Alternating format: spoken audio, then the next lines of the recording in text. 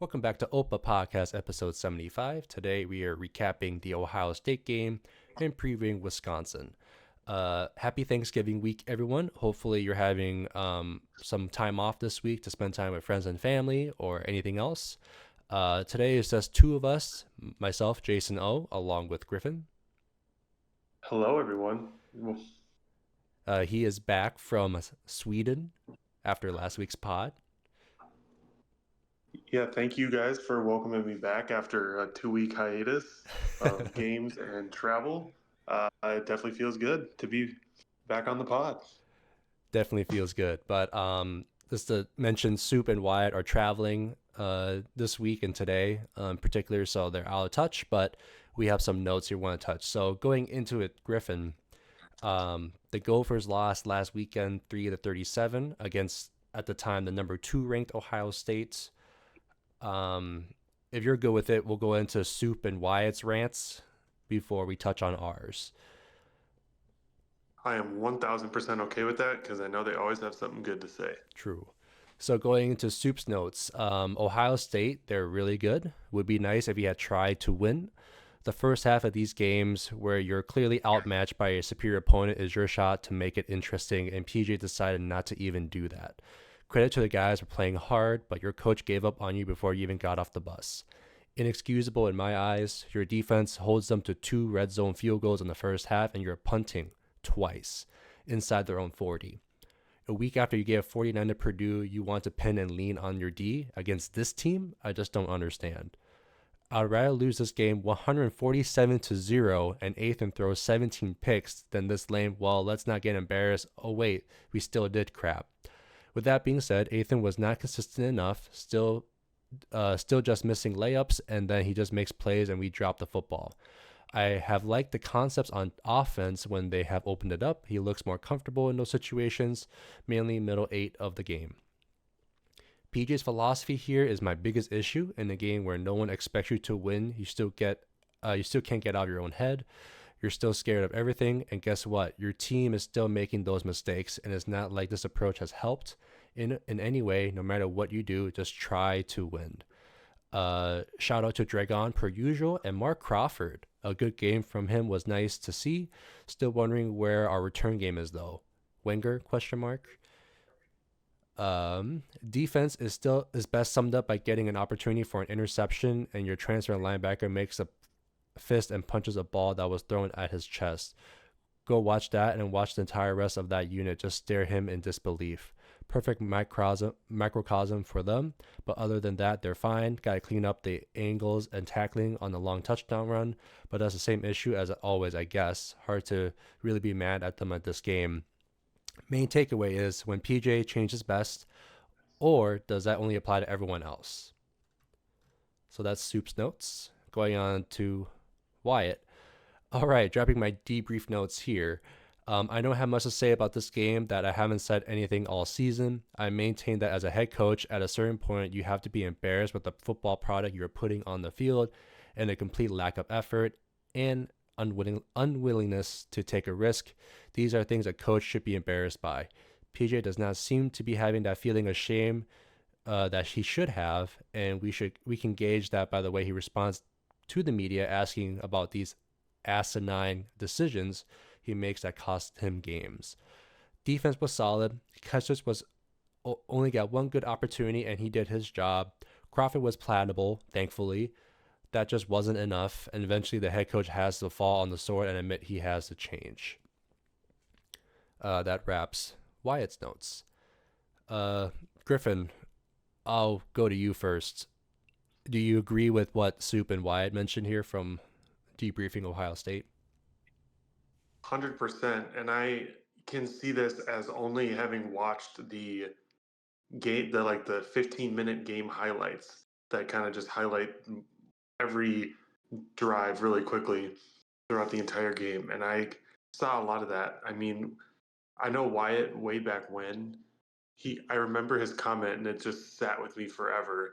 And I still think about it daily. He made a comment on one of the other pods that said, it's great to have an identity. Like everyone and every person, every team has their own identity. But when your identity becomes so predictable. Like you just you aren't setting yourself up for success. Like we know we want to run the football, right? That's our identity, but we can't complement that with an efficient passing game. So it just does not bode well for us as a team. And there is those feelings of shame where I would have as a head coach where it's like, wow, we have players that can play, but you cannot set them up for success when your opponent already knows what you're going to do. Um, but yeah, watching these recaps, it's like Ethan threw 10 passes in the first half, which is exactly the thing that happens.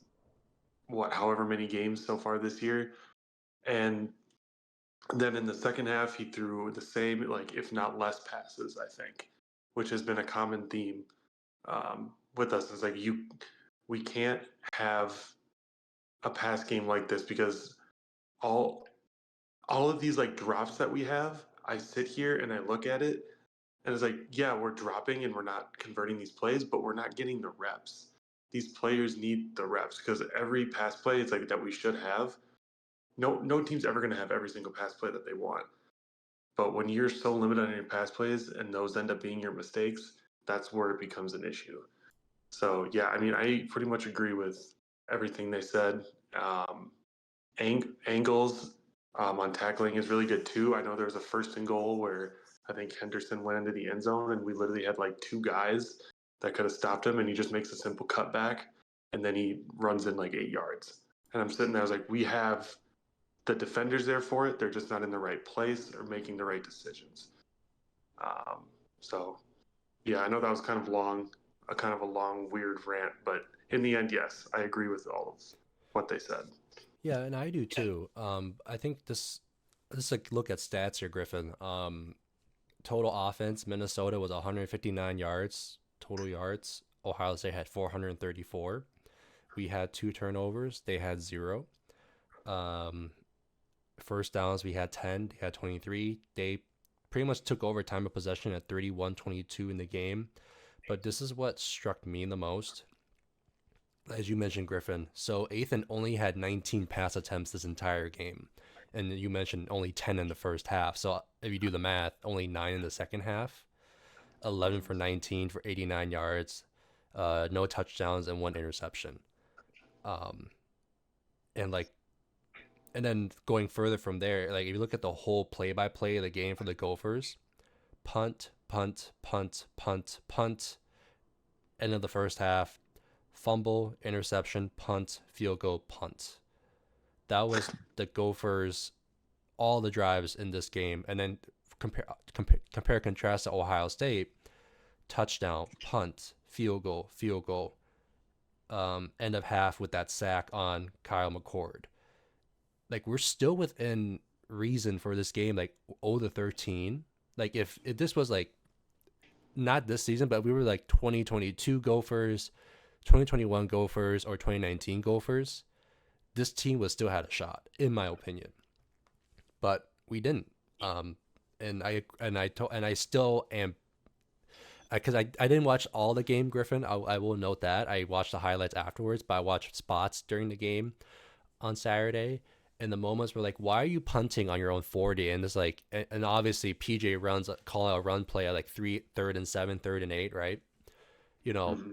it's so predictable, and it's not like what we want as fans. It's not what we want as a program, and PJ is still doing what he wants to do. So, um, disappointing. This game could have been a bit closer maybe in the beginning, but it didn't, and it led to us being blown out by double digits again, um, in what 2 straight weeks, and going 5-6 right now, and going into now hopefully winning against our next game here to get bowl eligibility, keeping the axe and everything else. But other than that, like I don't know, I just been not happy with the result in the last since the bye.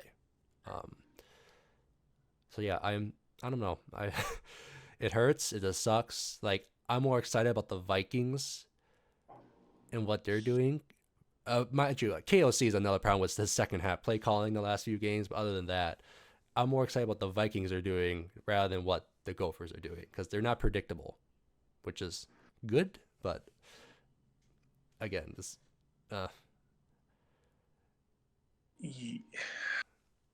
Yeah, it's the thing that hurts the most about how we've been playing this season is our record is 5-6, but we have the players and the ability to be a 7-8 win team, or we had the ability to be a 7-8 win team this year, and it's kind of come down to crucial situational awareness, crucial um, timing of certain plays, play calling, and it's like we have the players this year to have had an average or a slightly above average bowl game, and right now they're just not playing to win. And it's like as a team, even if you get a bowl game, like that's another game of experience, of reps, of a different opponent. I There's just no reason for us to not get creative at this point in the season because you've already pissed away your chance at the Big Ten West by losing a couple of these games. But why are like what's going through their mind when they sit there and all they can do is think of let's just keep trying this every single week and then one in every 4 or 5 chance it works. But I mean, to their point too, yes, it's Ohio State. No one expects to win this game. So get creative, get fun. We couldn't even establish a pass game that was efficient. Like we're not asking as fans, we're not asking for big plays and huge offensive explosiveness. We just want complimentary football. Let's master all these like let's master like the slants, the digs, the outs, some of these mid-range passes, because if we can master that and then complement it with our run game, we can actually be a team that gets bowl eligible. I mean, I just don't know why they keep sticking to it because I bet Soup could pull up some stat about like our yards per play or something. our EPA, yeah, Our EPA, yeah, efficiency, and it's like we have Jordan Newman. We know he can run the ball, but he probably got tackled for a loss 10 plus times, a and it's just lot. because it's like he's not a bad runner. We just have bad plays being called. So yeah, I mean we're all just frustrated at this point in the season, and I don't even know if you can even call this season. I mean, would you call this season a success if we had the pig and the axe, but we lost all these games that we should have won? I don't know. Well, I have It's my just answer. It's this. My answer oh, go is ahead. this is not a successful season. I know PJ was like, well, a fan said if I won all of our rivalry trophies, I'll keep the job. Well, yeah, that was within like your first couple of years of your tenure because you're a fresh face, someone who promised us championships and getting back rivalry trophies. But we are now in year 7. You bring back veteran talent on both sides of the ball, like Tyler Nubin at safety, Justin Wally at corner, Cody Lindenberg. When we initially thought he was healthy, we thought Ethan was going to take the next step forward. Um, Brevin Spanford, Daniel Jackson, right? Like, I'm happy we'll get that we got the pig back, and I'll be way more happier when we get the axe back. But this has gone against the expectations that PJ has set, which is this team will is set to win 8 games for at minimum at every regular season, right? Like the last 2 years, 22 and 21, we won 9 games, including the bowl game, to be, 9-4, and then COVID scratched that year, and then 2019 we won 11 games, including the bowl. So like that is the standard he set, and it's not meeting that expectation. Like I was like when I compare PJ, I compare Mark D'Antonio. When Mark D'Antonio had the slump of years before he retired, winning 6 games and then 5 games in that like 2 3 year stretch, you Mm-hmm. know his time was up. And I think if PJ keeps up the same mentality and performance for the next couple of seasons, I don't think he's going to keep the job much longer. So for me, I found this season disappointing. I'm happy that we have the trophies back, but this is still a disappointing season because we could have won the West for the last year that divisions are still a thing. And then we go on to best two teams for next season. So that's my take. I know we're like game 11 or going to game 12 already, but like going into game 12. But that is my verdict. The season has gone below expectations, and it's not something to be happy about. And I think that should be a fire under this team going into the new year. But again, I don't know about PJ. He's the wild card right now. Either he's going to stay stubborn or he's actually going to change. So And what I hate too is our team. We know they can be good, and it's just going to hurt recruiting for the future if you can only pull out, 6, 7 wins every year. It's like, obviously, he said, I want to come here. I want to win Big Ten championships. I want to win national championships. You know, Big Ten championship is one we can actually we should be looking forward to every year. We know how hard it is just to get in the national title game.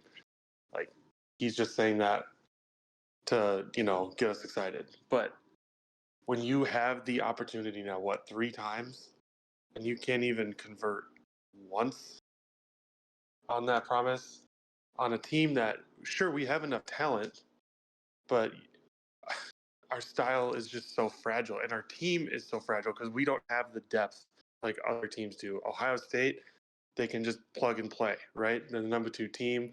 They got really talented people. Here, it's like when our best players go down, you have your Cody Lindenberg, your Darius Taylors.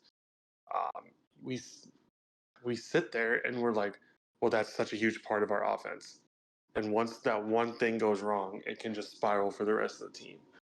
So the only way for the Gophers to be successful every year is if they stay healthy, and we know that's not necessarily going to happen. and it happens in Um, football too. Like people get hurt, and when people get hurt, what's going to happen? And in a team like ours, guys who have very little reps, that we saw with the linebackers on against Purdue the week before. What was it like? A walk on linebacker was put in because with the, Maverick went down. and they had like a combined 60 snaps or something. Yeah, like right now, this team, as you mentioned, like Griffin, like we don't have the depth, and we need to play creative. Like we need to be creative and play outside of our deficiencies to make things work. And I think we're just not doing that because I think PJ, again, we know that he loves and adores Jim Tressel. But mind you, Jim Tressel was the head coach of Ohio State back in the day, where they had the talent, the roster, um, and the depth to make that happen. But you're coaching at Minnesota, who is, you know, uh, would you say we're mid market, Griffin, per se? Like in terms of I Yeah, I'd give us mid market. like if you could put it in that context, if we don't have that depth, the scholarships, and like the talent to compete, like what PJ went through as a GA. So like I don't know. I think PJ is thinking a little over his head and maybe it was a little stubborn in his ways, as we've been noted. But it's just not a winning recipe right now. Like maybe it was in 19, 21, 22, but it's not a winning recipe, for 23 and possibly not for 24 either. Like it's modern college football has changed a lot, and I think we just need to capitalize on it. It's just so weird to me too that he's such a young coach, but with such an old man mindset. Like, people look at the PJs and the Kevin O'Connells. I guess Kevin O'Connell is kind of, he can be creative, but everyone, a couple years ago was like, oh, Sean McVay, like he's this, he's that, like he's new, he tries new things, and I'm sitting here like, well, we have a very young head coach about the same age as Sean McVay, and it's run left, run right, pass, drop. And I mean, why can't we find another OC that can call plays like Kirk Shiraka. I mean, that like our team could actually put up points every week. They give us a chance to win. But if we can't even put up points, we can't win. Sounding like John Madden here. But yeah, if he doesn't change, like this isn't even a till next year thing. He needs to change this week, right now. Go crazy, dude. Because sure you're playing for a bowl, but you're also just a 6-win team. Either way, I want to see the coaches change, and I want to see the players have fun. For sure. And we're at home coming up here for our last game of the season against the Badgers for Paul Bunyan's axe. So let's go into that, Griffin. So the game will be at home at Huntington Bank Stadium, airing on FS1 at 2:30 p.m. Central kickoff. Wisconsin's coming in 6-5 overall. They won their game last week against Nebraska, winning 24-17 in overtime. But before that, they lost to Northwestern 10-24, IU 14-20, Ohio State 10-24, and then they won against Illinois in mid-October 25-21. Luke Fickell, in his first year at Wisconsin, started off pretty hot initially, and then it's been up and down for them. Their quarterback is Taryn Mordecai. He's not good. I think that's the best I can describe their quarterback, but they still have Braylon Allen, the rusher from the year before. And I don't know about the receiver core, if I'm being honest. And then betting numbers, the Gophers are +2, over unders at 41.5 for this game.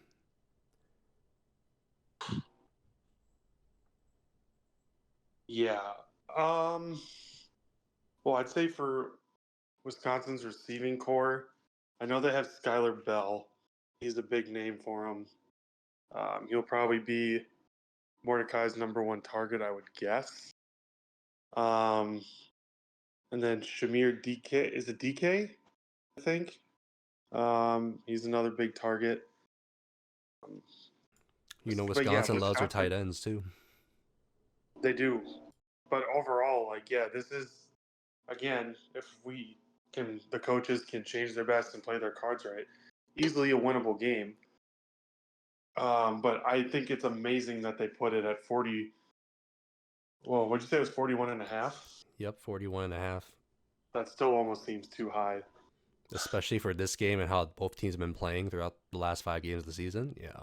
It's like our best. Like, these are two pretty above average defensive teams. So it'll be another struggle for field goals, which this game might remind me a lot of the Iowa game. No, I could see that. Actually, my bad. I forgot to touch on Soup and Wyatt's notes for Wisconsin. So we'll go to that quick. Yeah, we need that. So Soup's notes for Wisconsin, they are not good. They might not have Braylon Allen. In my opinion, he's the only guy capable of beating you. If he's healthy, don't let him. Make their QB beat you through the air. I expect pressure with 4 and for the back end to make plays. Really need Cody or Mav to get healthy, and Darius Green or someone at strong safety. Both positions have not been healthy consistently, and that has loomed large.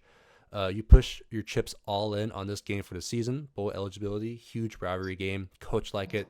Coach like you're all in. Just let it rip on offense, or live or die by it. Don't lose this game because you refuse to take it. That's Soup's notes, and then on to Wyatt's. As Soup said, Wisconsin has not been impressive or even enjoyable to watch this season.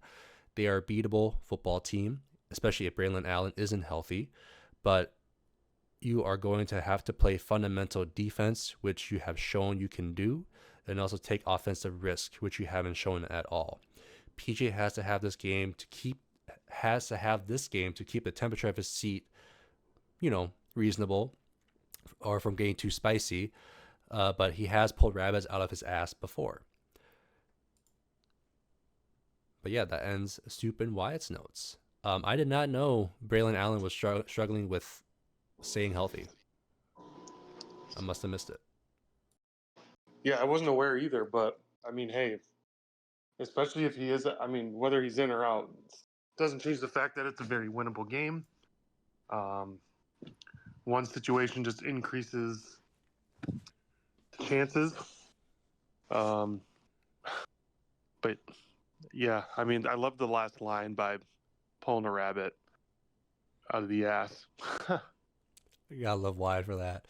But I think we harp on it of the entire season. Like we just want to see the offense light things up this Saturday against the Badgers. Is our rival. You're fighting for Paul Bunyan's axe.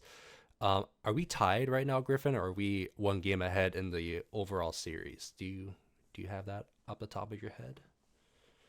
I do not, but I can definitely find it. I think we have a 1 game lead after last year. Yeah. Again, big game. Like Soup said it. Like you're trying to fight for bowl eligibility. You're trying to, everything's all in. Like everything you got, your playbook, your your talent on defense and offense. And I do want to mention too, it's senior night. Like guys are leaving. I forgot to mention that. Like we have guys leaving after this year. So we got Crab that's leaving. Um, Brevin Spanford. I feel like he's been here forever. Um, Mm-hmm. a good chunk of the offensive line, like Nathan Bowe at center, is leaving as well. Defensively, losing some guys like Tyler Newman. I likely will be leaving for the draft. Um, I won't be surprised if Justin Wally leaves because, like, you know, take his chances. But then, he might stay, but who knows? But like, this is a game. Is also senior night. Like, and I think the seniors as much just wants to win this game as much as PJ does because it's their last game. It's Wisconsin, and they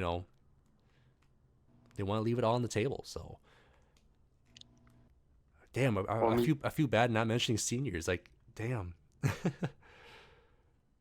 yeah, if PJ really wants to win this game, then he'll change his best.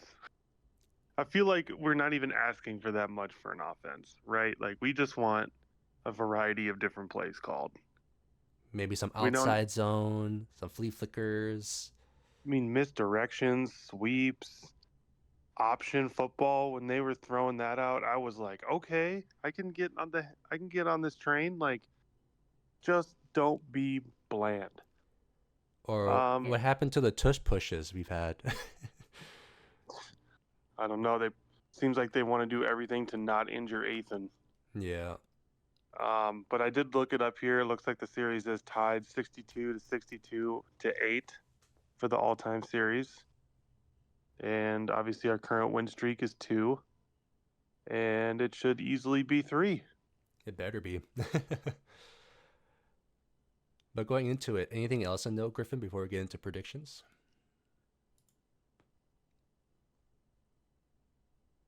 Tyler Newbin will have his best game of the season. Let's go. Oh, if you did defense, I'll go offense then. I think D-Jack and Crab are going to get 100 yards each. Ooh. I know it's Ooh. spicy, but I'm calling it now. If they're really going to pull Each. everything You just say each? each 100 yards, so 200 yards total from those two Oh, guys. Lord. If that happens, I will cry. We could lose 35-0. I would still cry if they both got 100. Or you can shotgun a beer for me. I don't know. Oh, I'll shotgun one. No, no. Let's do it. If Crab and D-Jack gets 100 yards each, so 200 yards total between the two of them, I will shotgun a couple liquors I have in my fridge. I'll do We have one. to do. No, let's do 2 because you got to do 1 for each. All right, I'll do 2 shotguns if that is Now the we're case. talking. It's live. It's recorded on this podcast. We'll let Soup and Wyatt know in post. Works for me. You know me. I don't mind a shotgun every now and then or every hour. Very true. But going on from there, Griffin, as I mentioned, the Gophers are +2, 41 and a half over under. Soup is predicting 24-17, Gophers on top. Wyatt is going 17-16 Gophers, but he could easily see us flip to 16-17 Badgers. And then I went with 24-20 What did I pick preseason? dub. That's what I thought. Well. 19 for the Gophs. And we'll roll with 12 for the Badgers. All right. It's just going to be one of those weird games. For sure, like kicking. Well, I'll also be happy if we had a game where it's just kicking fest all game too. I'll take that. Give some love to Dragon even more. That man's leg will be busy. Very busy. But going on from there, I do want to recap. So Soup already won our preseason predictions, Griffin. But so far, you, Wyatt, and I are three-way tied for 7-4 so far this season from our preseason predictions, and then Soup's on top by one win at 8-3. And since we have the same predictions for this next game, he already won the won the slate. So, well, I would have been last if that Illinois game didn't help me. For sure. But going on from there, I think we'll wrap it up here for Opa Podcast. We'll leave it with one thing here, Griffin. What are you doing for this Thanksgiving weekend besides watching this game coming up? Well, this week, tomorrow, I got another Wolves game. Thursday, I'll go home, spend the night with some family, eat a fat dinner. Friday, another Wolves game. Gotta love it. Working on a holiday. Saturday and Sunday should hopefully be pretty chill and relaxed.